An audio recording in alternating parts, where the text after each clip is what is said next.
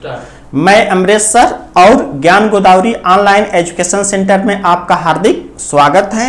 और इसी के क्रम में हम बता रहे थे फिजिक्स के बारे में। और फिजिक्स को पढ़ने से पहले इस वीडियो को लाइक कीजिए, सब्सक्राइब कीजिए और शेयर कीजिए ताकि इसका लाभ अधिक से अधिक फ्रेंड्स को मिले। और इसी के क्रम में हम बता रहे थे भौतिक विज्ञान। और भौतिक विज्ञान में आज मैं बताने वाला हूँ भौतिक राशियों को बताने वाला हूँ।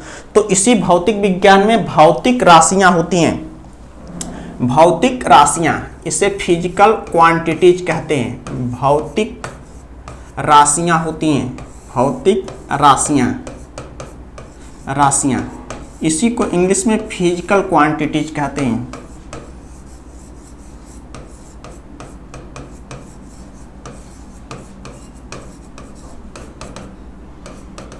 क्वांटिटीज कहते हैं। तो यह भौतिक राशियां क्या होती हैं इसके क्रम में ध्यान दीजिएगा कि यह जो राशि होती है इस दो प्रकार की होती है। तो इन भौतिक राशियों को पढ़ने से पहले एक पॉइंट्स आता है राशि। एक ध्यान दीजिएगा, राशि किसे कहते हैं? क्वांटिटी। राशि क्वांटिटी।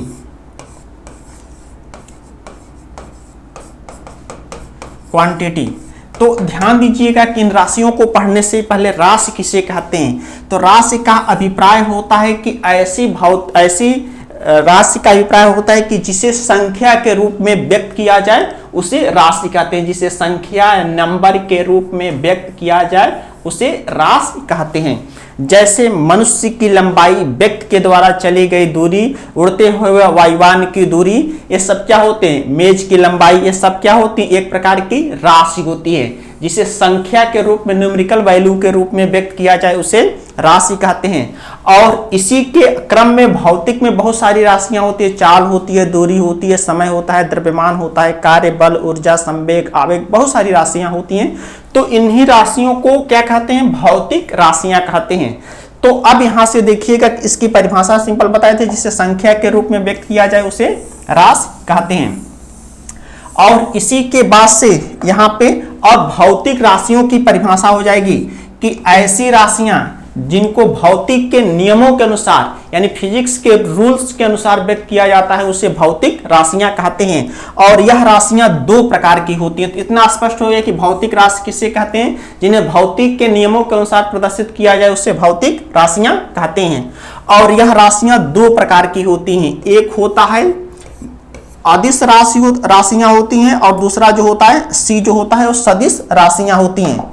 एक अदिश राशि होती है और दूसरा सदिश राशि होती है, बी। तो एक होता है अदिश राशियां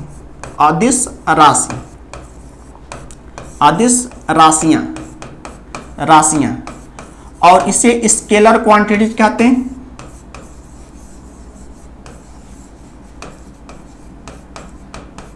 क्वांटिटीज कहते हैं। और दूसरी जो होती हैं सदिश राशियां होती हैं। दूसरी जो होती हैं सदिश राशियां होती हैं, वेक्टर क्वांटिटीज। सदिश राशियां होती हैं और इसे वेक्टर क्वांटिटीज कहते हैं।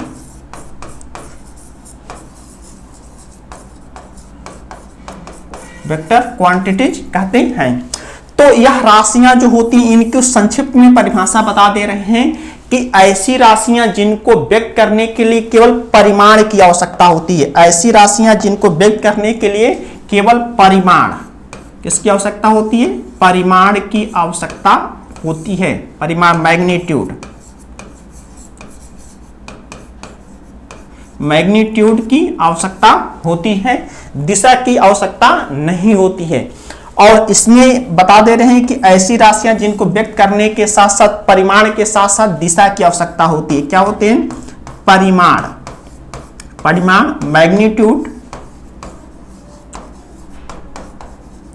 मैग्नीट्यूड के साथ साथ दिशा या डायरेक्शन की आवश्यकता होती है। डायरेक्शन की आवश्यकता होती है। उसे क्या कहते हैं? सदिश राशियां कहते हैं।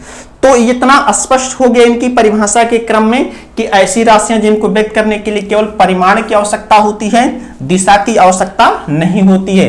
उसे अदिश राशियां कहते हैं। और सदिश राशि जिसमें परिमाण होता है और दिशा दोनों होती है उसे सदिश राशियां कहते हैं। तो अब एक एक क्रम में इसकी परिभाषा देखिए और परिमाण को आइडेंटिफाई कर दिया जा रहा है कि परिमाण किसे कहते हैं। तो परिमाण को आपको सामान्य शब्दों में कहा जाए कि मान लीजिए कि इलाहाबाद रेलवे स्टेशन है या किसी भी स्थान से, मान लीजिए कि कोई भी एक प्लेस वैल्यू है और इस स्थान से आप मान लीजिए कि पश्चिम की ओर 5 किलो पश्चिम की ओर जाते हैं, क्या होते हैं, पश्चिम की ओर जाते हैं। अर्थात इससे यहाँ प्लेस से या आपके घर से यह दूरी क्या होती है, 5 किलोमीटर है। आपसे घर की दूरी क्या होती है, 5 किलोमीटर है। तो इसका अभिप्राय होता है कि यही 5 किलोमीटर जो होता है परिमाण होता है। आपके घर से किसी भी स्थान या प्लेस की जो दूरी होती है वह क्या होती है, 5 किलोमीटर है। किसी भी प्लेस की जो दूरी होती है वह 5 किलोमीटर है। कोई भी प्लेस है और उसकी दूरी क्या है, 5 किलोमीटर है। तो इसी बात को क्या कहते हैं, परिमाण या मैग्नीट्यूड कहते हैं। लेकिन जब इसी के साथ यदि आपसे कह दिया जाए कि इसी के साथ यदि दिशा इंक्लूड किया जाए, आपसे घर से और इस प्लेस की दूरी क्या होती है, 5 किलोमीटर वेस्ट होती है या पश्चिम में होती है, तो इसी चीज को क्या कहा जाता है, परिमाण के साथ साथ दिशा इंक्लूड हो जाती है। तो यह चीजें स्पष्ट हो गई कि जब क्या होता है कि दिशा दूरी के साथ साथ दिशा दी गई होती है तो उसे क्या कहते हैं, अदिश राशियां कहते हैं। अब एक एक क्रम में इसको देखिएगा, एक एक क्रम में इसको हम बता रहे हैं, एक एक क्रम में इसको हम बता रहे हैं परिमाण किसे कहते हैं और इसके एग्जाम्पल के संदर्भ में बता रहे हैं। तो इसकी परिभाषा परिमाण स्पष्ट हो गया होगा जहां तक मुझे उम्मीद है। ऐसी राशियां जिनको व्यक्त करने के लिए क्या होता है, केवल परिमाण की आवश्यकता होती है, दिशा की आवश्यकता नहीं होती है। और उसी का जो एग्जाम्पल होता है, इसी के बहुत सारे अदिश राशियों के एग्जाम्पल होते हैं। जैसे होते हैं कि द्रव्यमान, आयतन, ताप, समय, दूरी। द्रव्यमान,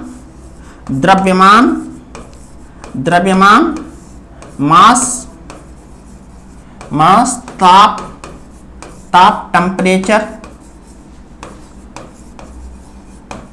टेम्परेचर, आयतन, दूरी, डिस्टेंस, समय, ये सब क्या होती है, अदिश राशियां होती हैं। घनत्व, चाल, दाब, कार्य, ऊर्जा। घनत्व, चाल, दाब, कार्य, ऊर्जा। ये सभी जितनी राशियां होती हैं क्या होती हैं, अदिश राशियां होती हैं। आवेश, विद्युत धारा,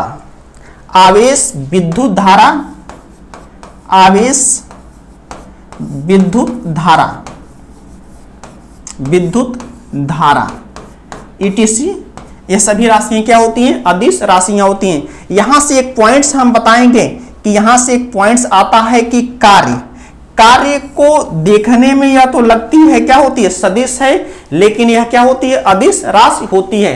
तो इसके एग्जांपल्स पूछे जाते हैं। द्रव्यमान किस प्रकार की राशि होती है, अदिश। टेम्परेचर किस प्रकार की राशि होती है, अदिश। आयतन, दूरी, समय, घनत्व, चाल और दाब, कार्य, ऊर्जा, ये सभी आवेश और विद्युत धारा। इन सब चीजों के बारे में हम जब आगे बैच स्टार्ट होगा इन सब चीजों के बारे में मैं बताऊंगा। अब इसी के बाद से आता है कि अदिश राशियों का निरूपण कैसे किया जाता है, अदिश राशियों के एग्जाम्पल क्या होते हैं, इसके एग्जाम्पल क्या होते हैं। तो ध्यान दीजिए कि इसके एग्जाम्पल्स के रूप में पहला एग्जाम्पल्स होता है कि एक व्यक्ति, यहां से इसका एग्जाम्पल होता है, एक व्यक्ति अपने घर से ऑफिस जाने के लिए क्या होता है, 15 किलोमीटर की दूरी तय करता है। क्या करता है, यह एक ऑफिस जाने के लिए क्या करता है, 15 किलोमीटर की दूरी तय करता है। तो घर से ऑफिस जाने के लिए, यानी ऑफिस जाने के लिए वो क्या करता है, 15 किलोमीटर की दूरी तय करता है। कितना करता है, 15 किलोमीटर की दूरी तय करता है। तो ध्यान दीजिए कि अब यह इस सेंटेंस में यह स्पष्ट नहीं हो पा रहा है कि उस व्यक्ति का घर से ऑफिस की किस दिशा में है, क्या होता है, दिशा में है।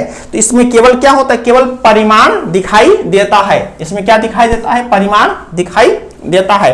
तो इस प्रकार से उस व्यक्ति के द्वारा जो चली गई जो दूरी होती है वह अदिश राशि होती है। उसी प्रकार से दूसरा एग्जांपल आप ले सकते हैं, एक ट्रक का भार, एक ट्रक या वाहन, एक ट्रक या वाहन का जो भार होता है, वाहन का भार जो होता है 1000 केजी है। कितना होता है, 1000 केजी है। तो इस प्रकार से यह क्या होती है, अदिश राशियां होती हैं। अब इसी के क्रम में आइए सदिश राशियां, इसी के क्रम में आइए सदिश राशियां होती हैं। और सदिश राशियां क्या होती हैं, सदिश राशियों के क्रम में हम बताएंगे आपको कि इसमें दोनों चीजें होती हैं। इसमें परिमाण के साथ साथ क्या होता है, दिशा की भी आवश्यकता होती है। तो अब इसी के क्रम में आ जाइए कि दूसरे पॉइंट पर सदिश राशियां, जो बी होता है सदिश राशियां होती हैं, सदिश राशियां, इसे वेक्टर क्वांटिटीज कहते हैं। सदिश राशियां होती हैं, सदिश राशियां, राशियां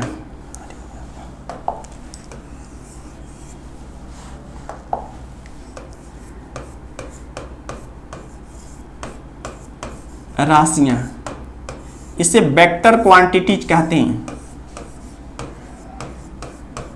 वेक्टर क्वांटिटीज, क्वांटिटीज कहते हैं। तो सदिश राशियों की परिभाषा होती है कि ऐसी राशियां जिनको व्यक्त करने के साथ साथ परिमाण के साथ साथ दिशा की आवश्यकता होती है। इसमें दोनों चीजों की आवश्यकता होती है, परिमाण, मैग्नीट्यूड,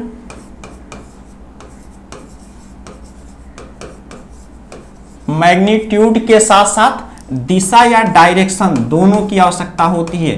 दिशा या डायरेक्शन, डायरेक्शन दोनों की आवश्यकता होती है, उसे अदिश राशियां कहते हैं। और इसी राशियों के जो एग्जाम्पल्स होते हैं, अदिश राशियों के जो एग्जाम्पल्स होते हैं वह बहुत सारे एग्जाम्पल्स होते हैं। तो इसको अभी मैं बता रहा हूं कि इन राशियों को रिप्रेजेंटेशन कैसे करते हैं। तो इसकी सिंपल सी परिभाषा हो जाएगी जिसमें परिमाण के साथ साथ दिशा होती है, अथवा ऐसी भौतिक राशियां जिनको गणित के नियमों के अनुसार जोड़ा, घटाया या भाग नहीं दिया जा सकता है। अर्थात इन राशियों को केवल वेक्टर के नियमों के अनुसार जोड़ा, घटाया या गुणा या भाग किया जा सकता है। तो इसी के बहुत सारे एग्जाम्पल्स होते हैं। और इन अदिश राशियों के जो एग्जाम्पल्स होते हैं, वेग होता है, त्वरण होता है, वेग होता है, वेलोसिटी होता है, त्वरण होता है, संवेग होता है, क्या होता है, संवेग, इसी को इंग्लिश में मोमेंटम कहते हैं। तो वेग, त्वरण, संवेग, विस्थापन, भार, वैद्युत क्षेत्र, संवेग, विस्थापन, विस्थापन, भार, विस्थापन और संवेग हो गया। और इसी के क्रम में बल भी होता है, क्या होता है, बल होता है। बहुत सारे एग्जांपल्स आपको मिलेंगे। फोर्स होता है, वैद्युत क्षेत्र होता है, बल आघूर्ण होता है, वैद्युत क्षेत्र, वैद्युत क्षेत्र, क्षेत्र, बल आघूर्ण होता है, बल आघूर्ण, आघूर्ण होता है। तो यह सब क्या होते हैं, यह सब सदिश राशियों के एग्जाम्पल्स होते हैं। लेकिन इन राशियों को व्यक्त करने के लिए ध्यान दीजिए, इन राशियों का रिप्रेजेंटेशन कैसे किया जाता है, इनको प्रदर्शित कैसे किया जाता है। तो इन राशियों को व्यक्त करने के लिए क्या होता है, वेक्टर के नियमों के अनुसार प्रदर्शित किया जाता है। इन राशियों को सदैव कैसे व्यक्त किया जाता है, वेक्टर के नियमों के अनुसार इनको प्रदर्शित किया जाता है। ध्यान दीजिएगा, जैसे अब यहां से देखिएगा, इन राशियों को वेक्टर के नियमों के अनुसार इसको प्रदर्शित किया जाता है। अब ध्यान दीजिएगा, तो जिसमें यह वेक्टर आप देखते हैं, तो वेक्टर के संदर्भ में अब यहां से ध्यान दीजिए, वेक्टर के नियम से तो यह वेक्टर की क्या होती है, लंबाई हो जाती है। वेक्टर की क्या होती है, लंबाई हो जाती है।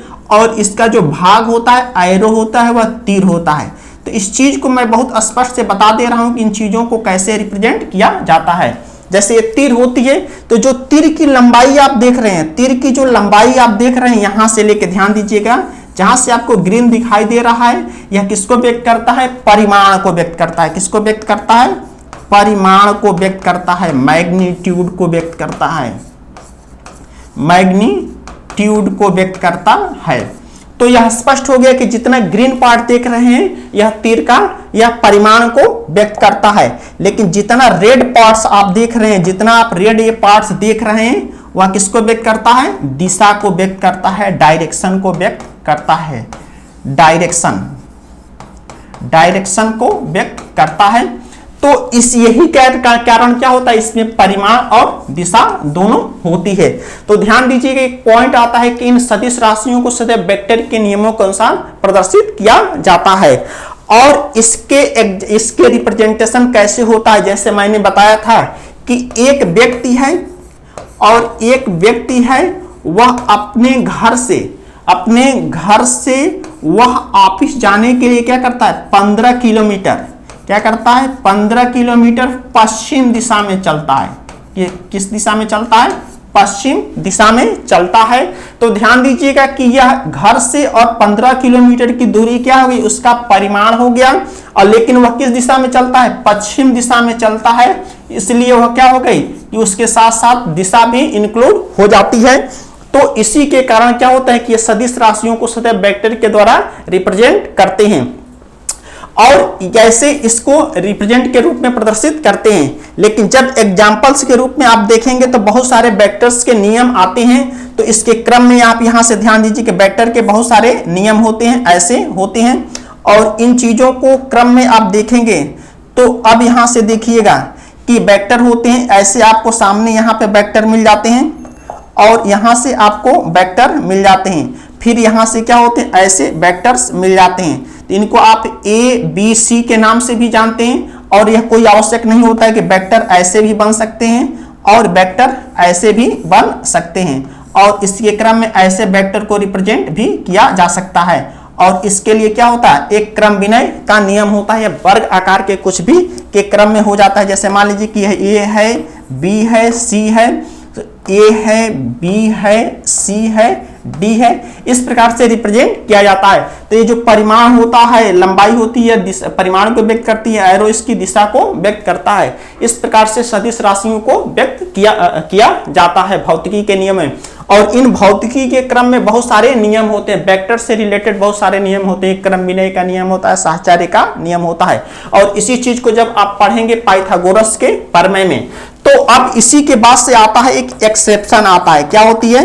एक एग्जाम्पल्स आता है इसके क्रम में। अब यहां से ध्यान दीजिएगा, इसके क्रम में एक एग्जाम्पल आता है कि सदिश राशियों कोई यह आवश्यक, यहां पे नोट करके एक पॉइंट लिख लीजिएगा बहुत अच्छे से। इस चीज को नोट करके एक पॉइंट लिख लीजिएगा कि कोई आवश्यक नहीं है कि कोई भी भौतिक राशि में परिमाण है और दिशा है तो वह सदिश ही होगी। बहुत बेस्ट एग्जांपल्स बता रहे हैं, पॉइंट्स बता रहे हैं, इसी में कंफ्यूजन हो जाता है कि यदि कोई भौतिक राशि में क्या होता है, परिमाण और दिशा दोनों है। ध्यान दीजिएगा, यह परिमाण भी है और दिशा दोनों है, तो इसलिए यह आवश्यक नहीं है कि वह राशि सदिश ही होगी।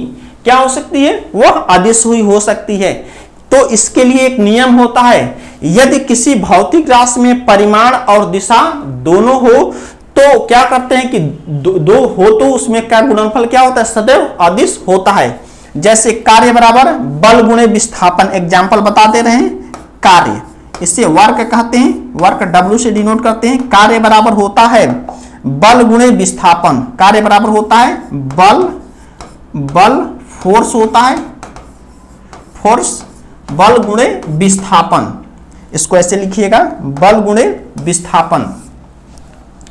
कार्य बराबर होता है बल, फोर्स होता है, इसको F से प्रेजेंट करते हैं और ऐसे एरो लगा देते हैं, बल होता है, और गुणे विस्थापन, विस्थापन डिस्प्लेसमेंट होता है और इसको स्मॉल d से रिप्रेजेंट करते हैं, ऐसे एरो लगा देते हैं। लेकिन अब यह कहेंगे कि क्या होता है, इसमें क्या होता है, परिमाण भी है और दिशा भी है। लेकिन एक पॉइंट्स आता है कि यह कार्य क्या होता है, नियमतः तो मूलतः सदिश होनी चाहिए। ध्यान दीजिएगा, यह कार्य तो मूलतः सदिश होनी चाहिए, लेकिन यह कार्य क्या होता है, अदिश राशि होती है, क्योंकि दो सदिशों का गुणनफल क्या होता है, सदैव अदिश होता है। इसी पे एक पॉइंट आ जाता है कि दो सदिशों का गुणनफल, दो सदिश राशियों का गुणनफल, राशियों का गुणनफल गुणनफल सदैव अदिश होता है, इसमें कोई भी इफ बट नहीं होता है, सदैव अदिश होता है, अदिश होता है, स्केलर होता है। तो इसी के कारण क्या होती है कि यह जो कार्य को क्या कहते हैं, सदैव अदिश राशि के रूप में इंक्लूड करते हैं। बहुत सारे आपके कमेंट्स आते रहते हैं कि कार्य में परिमाण और दिशा दोनों हैं, तो इसलिए क्यों यह अदिश राशि के अंतर्गत आता है। तो यही नियम होता है, दो सदिशों का गुणनफल सदैव क्या होता है, अदिश होता है। इसी का नियम को ध्यान रखिएगा, आप में कोई कंफ्यूजन नहीं होगा। तो इस प्रकार से आपने देखा कि भौतिक राशियां दो प्रकार की होती हैं, अदिश राशि होती हैं और सदिश राशि होती हैं। और इस ज्ञान गोदावरी यूट्यूब चैनल को क्या कीजिए, लाइक कीजिए, सब्सक्राइब कीजिए, ताकि अधिक से अधिक व्यक्तियों को पहुंचे और ताकि हमारी जो मेहनत हो वह सार्थक हो सके। और यह आपके भविष्य के लिए क्या होते हैं, बहुत सराहनीय रूप से हम लोग कार्य कर रहे हैं, हमारी पूरी टीमें हैं। और इसके साथ साथ हर एक पॉइंट पे, हर एक टॉपिक पे आपको वीडियो मिलेगा। Thank you.